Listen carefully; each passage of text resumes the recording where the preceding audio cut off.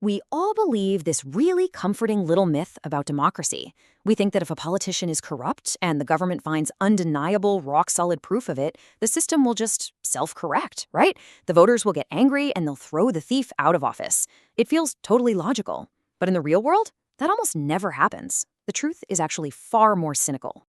So think about it. If a politician is caught literally stealing, do they lose the next election?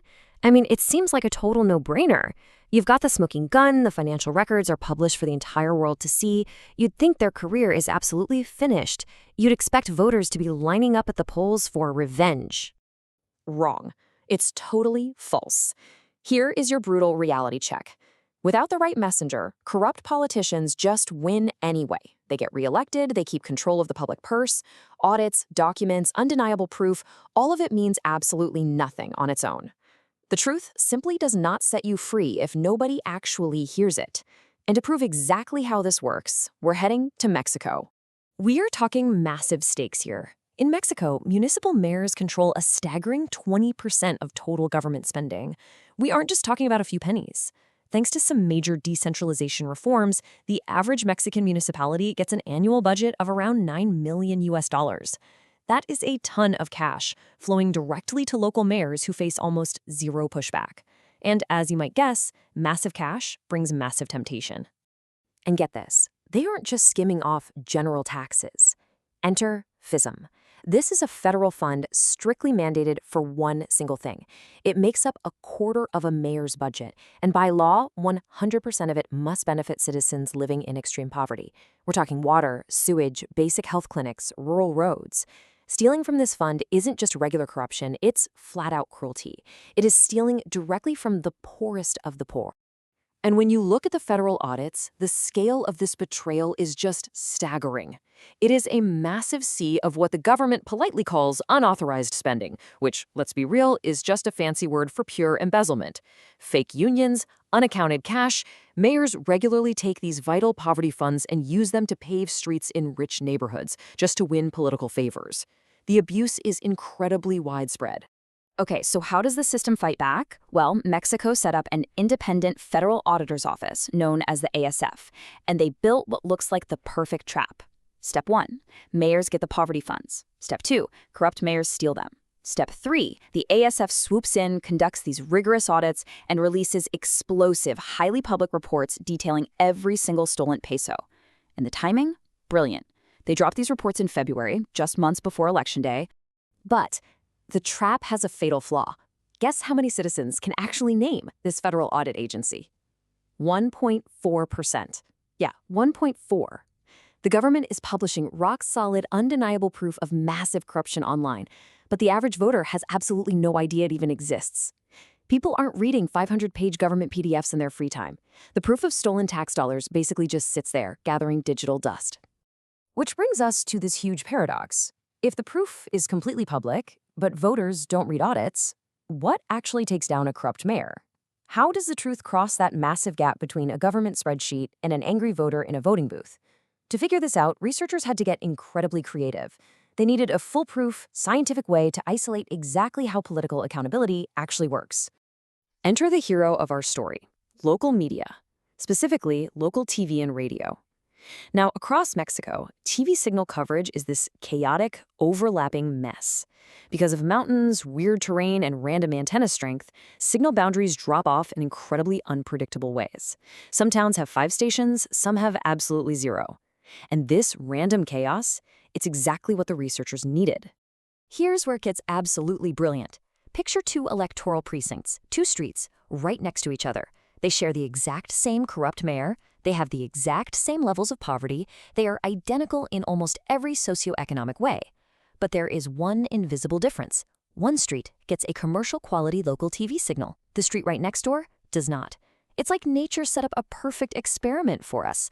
We can now see exactly what happens when the exact same corruption is broadcast into the living rooms of one street, but not the other. And here is the absolute knockout punch from the data. If a mayor is completely corrupt, but the precinct has no local media, 0% vote loss. None. The voters don't punish the mayor because they simply don't know. But Add just one local radio station, the corrupt incumbent party loses a full percentage point of the vote. Add a local TV station, they lose nearly 2 percentage points. In tight local elections, that is an absolute election killer. But wait, there is a really bizarre geographical catch to all this. What happens if that TV station broadcasts from a neighboring municipality or from out of state? Zero impact. Nothing. Out-of-state media doesn't hurt the corrupt mayor at all. The signal must come from a local media station based inside their own municipality. Local stations care about local news. They actually care about local audits. Without that specific local news anchor breaking the story, the corrupt mayor gets away with it entirely. And we can literally see this happening in real time with Google search data. There are these massive, undeniable spikes in search activity every single February. Why? Because the federal audit drops and local news broadcasts it. As soon as the local anchor reports that the mayor stole poverty funds, voters immediately grab their phones and frantically hunt for the dirt themselves. Local media is the trigger. It completely sparks the outreach. What's really fascinating is that this outrage is highly specific. Voters are savvy. Stealing general, unauthorized funds? Yeah, that's bad. And voters punish it. But diverting FSMA funds? Taking money legally earmarked for extreme poverty? That is fatal. Voters punish politicians who neglect the poor almost twice as hard at the polls. They don't just hate thieves, they totally despise cruelty. And looking strictly at the numbers, this creates what you might call a hypocrisy penalty. The data shows something staggering when comparing political parties. When local TV exposes the PRI, a populist party that historically campaigns as the champion of the poor, voters absolutely slaughter them at the polls. Why? Because it destroys their core brand. Voters aren't just punishing the crime, they're punishing the hypocrisy. If you campaign as the savior of the poor and local news proves you stole from them, the voters will never forgive you. And man, this punishment has a seriously long-term sting. The ghost of this exposed corruption just haunts the party. Year 1, the funds are stolen. Year 3, local media reports it and the incumbent is ousted. But in year 6, that media-driven punishment is still there. The incumbent party's vote share continues to drag down. Once local media breaks that trust, the damage is practically permanent. Now, to be totally fair and scientifically thorough, we do have to call out some limitations here. First, this study only measures TV and radio signal coverage, not actual viewership. We know this signal reaches the house, but not who actually turned the TV on. Second, it only analyzes cities that were chosen to be audited in the first place. And finally, there's some minor statistical noise with internet access across those invisible boundary lines. Measuring media impact is never absolutely perfect. But even with those little caveats, the big picture truth here is completely undeniable. Thomas Jefferson actually nailed it when he warned, "Where the press is free, all is safe." Because this isn't just a story about Mexico. We just proved with hard data that without local media, corrupt politicians deal with total impunity. Federal audits don't stop them, the law doesn't stop them, only local journalists stop them. And globally, local journalism is shrinking fast. Which leaves us with a pretty chilling final thought. If the only thing standing between a corrupt politician and millions of stolen tax dollars is a local TV signal, what exactly happens when that signal goes dark? When the very last local news station in your town dies, who's going to connect the dots?